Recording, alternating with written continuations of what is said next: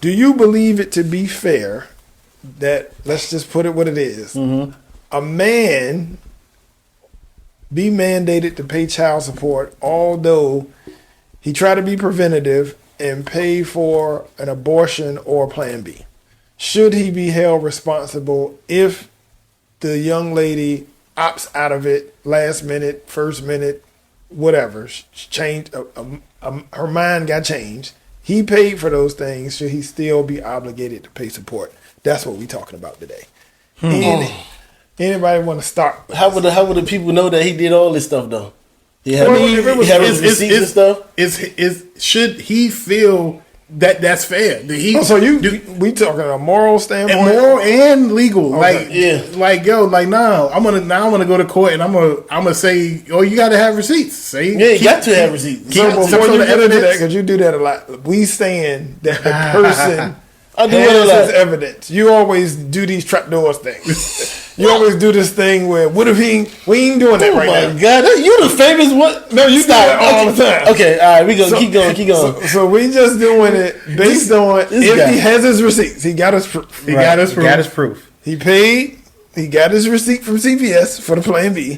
He got his receipt that he's cashed up during the money, or he wrote a check with the clinic's name on it. He got it all his receipts.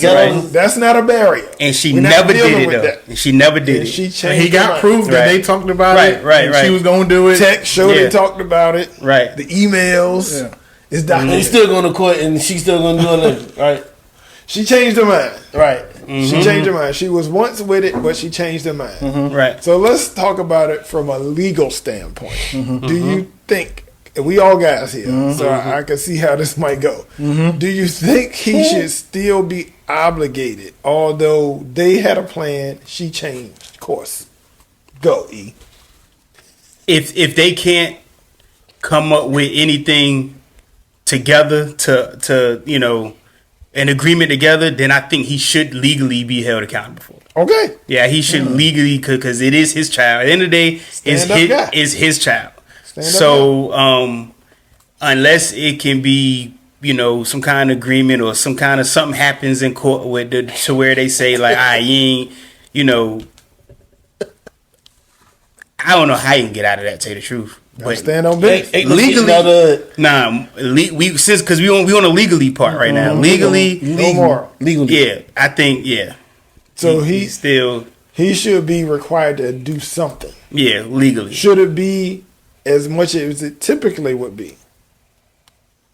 I don't even know if the fact that she agreed to get an abortion or take a Plan B and didn't do it, I don't even know if that would even factor into anything legally. Because I think it all stops at this is your child and your child is born. Anything before that, I don't think even matters or would even be taken into consideration. Whatever they did, whatever y'all did before this might be null and void. You know what I mean? Now, I got another question there. Should he get his money? Should he get his money back for the Plan B or the abortion? I would sue her. He did for, we had this agreement. I gave you the money. You told me you was going to do this. Let me at least get that back. Or whatever you can get when you sue somebody. You might sue her and then the judge rule you don't have to pay child support. I don't know. What about damages? Should he get some damages for his emotional stuff? Yeah, because now you're like, God dang, I done had this. You my side joint, you pregnant. Now I got to tell my wife and my kids. Like, you know what I mean? Like, it's a lot. It could lead to a lot of things. It could lead to he could lose his job, stressed out. He could lose some health. Yeah, it's a lot. He could go into the hospital. Yeah. You can lose some health. Right. So I agree. Just dealing with the child and the father, yes, take care of the child, pay child support. If you can't agree with something with the mother, then yes, pay the child support. But you do need it. You should take legal action for that agreement y'all made. Case. There you go. Do something. Like, so this is going on record. Something is happening. We putting something on paper, something in black and white saying I did not want this child. You agreed that you ain't want the child. and you took my money and you deceived me, something got to happen. I don't know. She did Separate case. I kind of like where you're going. 6 months on house arrest. I or like the way he something going got too, that. but get her to wake up, man, because that shit ain't going down in real life. What ain't? None of that shit. I think The man dead, man. I think that the guy should be. It should be totally up to him whether he needs to pay, whether he wants realness. to. Yeah, I think it'd be totally up to him. Like the judge be like, well, you got all this. You did what you were supposed to do. Y'all had an agreement. She reneged on this agreement. Now I think it's up to you whether you want to or not. I can't order you to do it, but the only thing I'm ordering is it's up to you. That's what I think. Whatever you want to do, it's up to you. Whatever you want to pay $1, whatever. Yeah, that's a good perspective. I kind of like it. Yeah, whatever you want to do. It ain't too much to jam. It ain't too much What you to think, change. Bernard? What do you think? Hey. Should he be mandated, just like a regular person would, in a regular circumstance where you have two people, they not together? Should he be responsible for paying child support after the child is born, although they went through the steps together to prevent that? She changed her mind. Go.